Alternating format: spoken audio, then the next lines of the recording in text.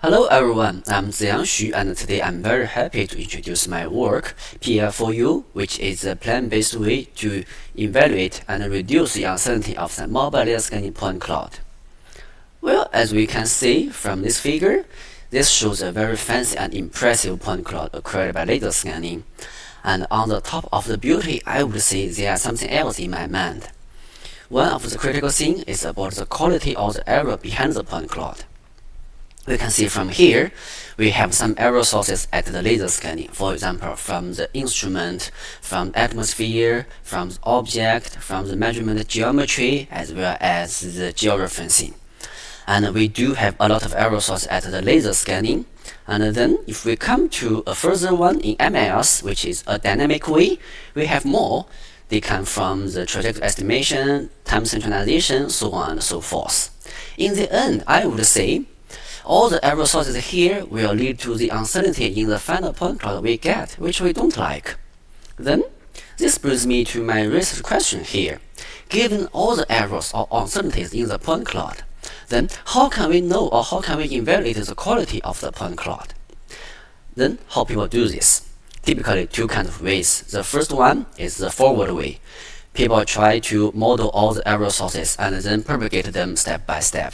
In theory, I would say this is a cool idea and I like it, but in practice it's very hard to implement because in many situations the error sources are highly complex and we just can't do that.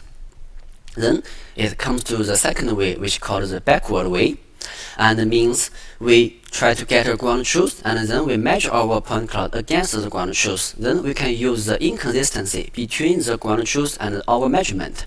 The larger the inconsistency is, the higher the uncertainty is. And our methods, Plan4U belongs to this part.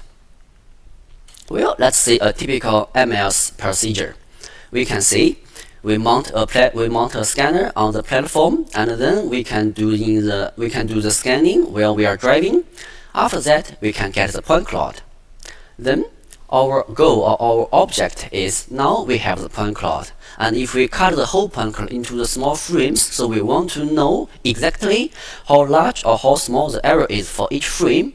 So to tackle this, we introduce our method called PL4U, which we have the three keywords: plan-based, frame-wise, and uncertainty reduction, meaning we are trying to extract the plans and construct the plan correspondence for all the frames, and then we try to estimate the trajectory estimate error out of the frames, and then we can know the error.